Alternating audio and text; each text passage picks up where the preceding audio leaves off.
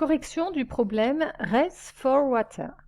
On vous dit que c'est le nom donné à un navire qui est capable de se déplacer sur de longues distances en utilisant exclusivement des énergies issues de ressources renouvelables, solaires et éoliennes.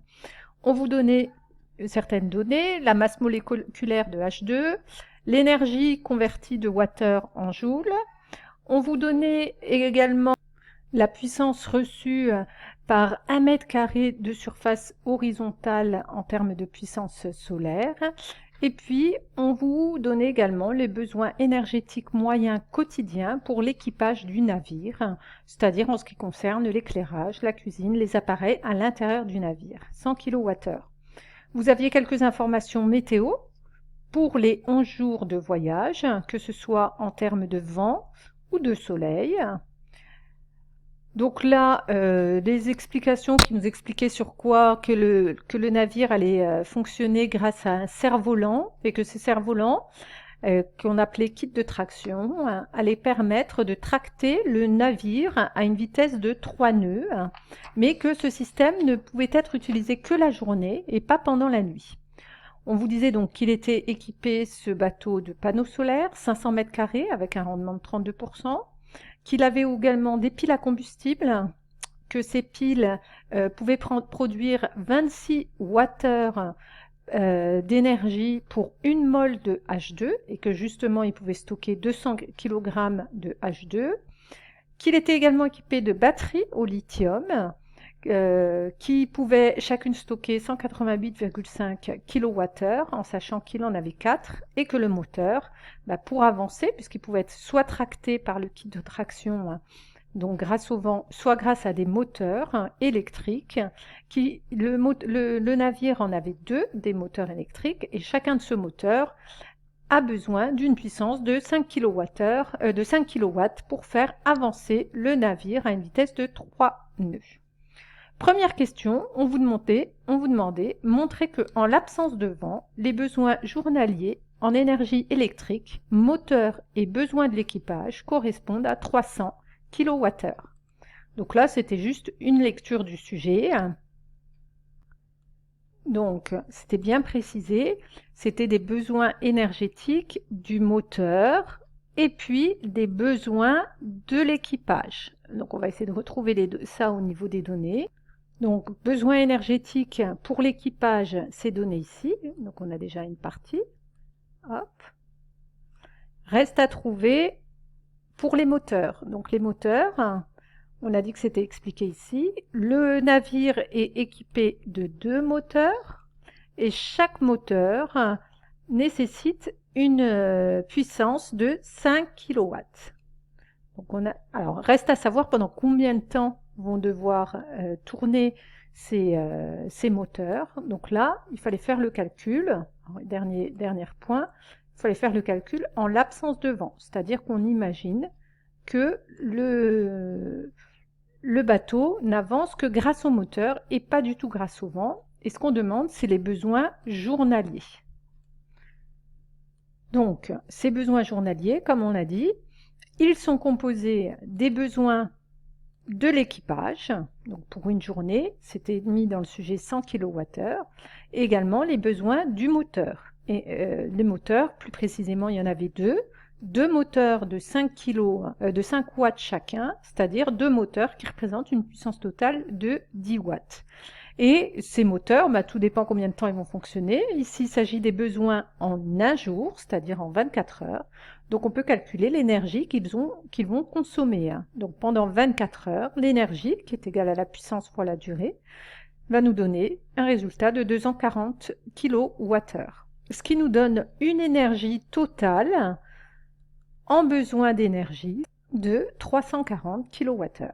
En deuxième question, on vous dit « Montrez que la valeur de la quantité maximale d'énergie que peut stocker le navire sous forme électrique dans les batteries et sous forme chimique en lien avec H2 stocké vaut environ 3400 kWh. » Alors, reprenons ce qui était donné ici.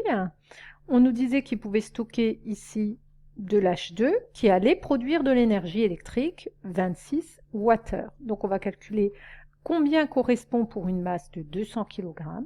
Et puis d'un autre côté, les batteries, on avait directement la réponse. La batterie, une batterie peut stocker 188,5 kWh, il en a 4, donc il suffira de multiplier par 4. Donc commençons avec l'énergie stockée par les batteries.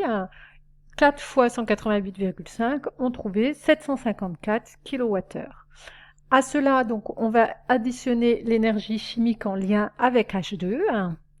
Donc, on sait qu'il y avait 200 kg d'H2 et puis qu'une mole de H2 libère 26 Wh. Donc, on va convertir tout simplement cette masse en quantité de matière pour savoir combien il y aura de moles et pour savoir combien ça pourra libérer ensuite d'énergie.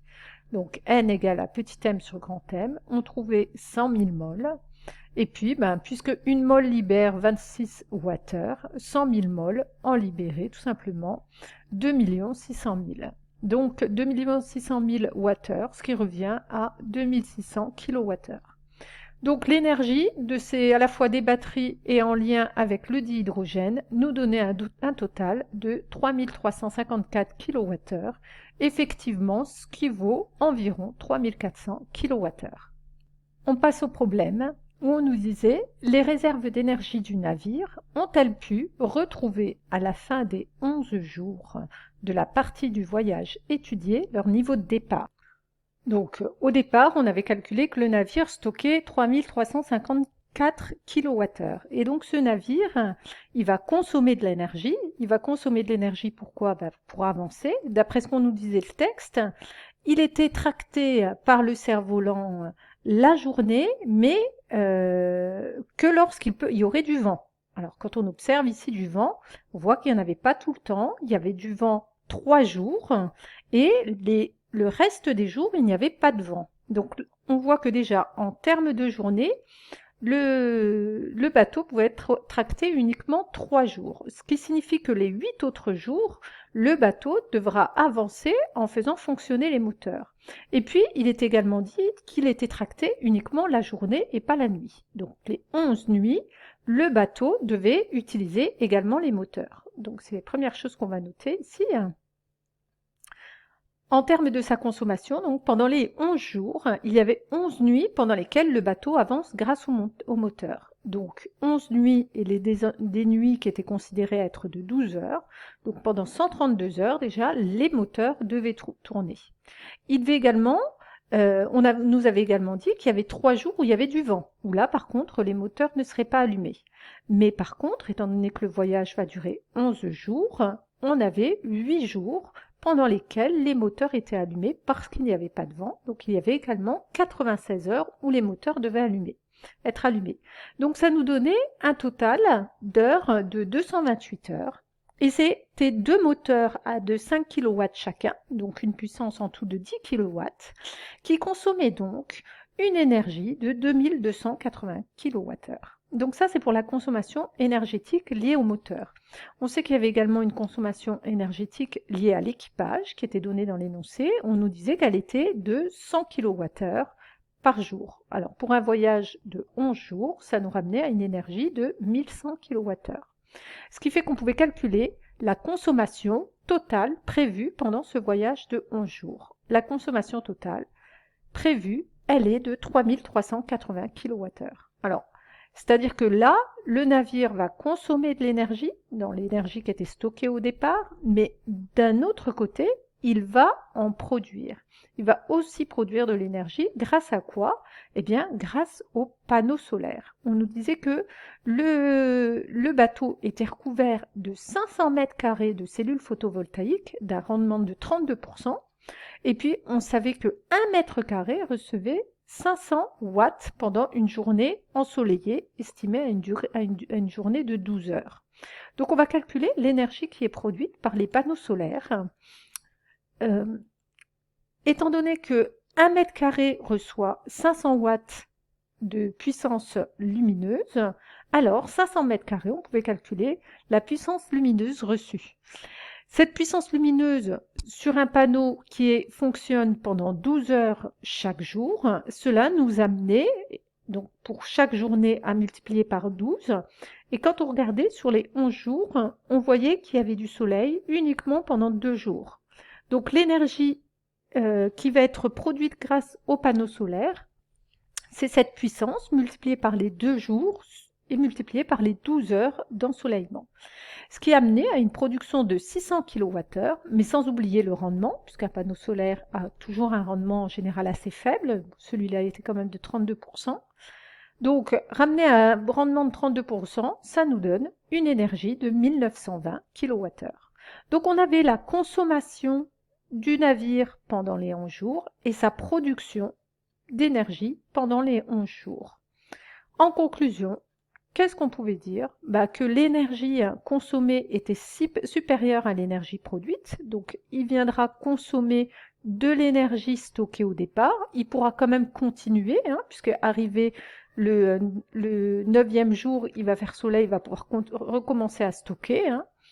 Mais en tout cas, il ne reviendra pas au bout des 11 jours à cette énergie de point de départ de 3354 kWh. Donc le navire a consommé plus d'énergie qu'il n'en a produit, donc il ne pourra pas retrouver ses réserves de départ au bout de 11 jours.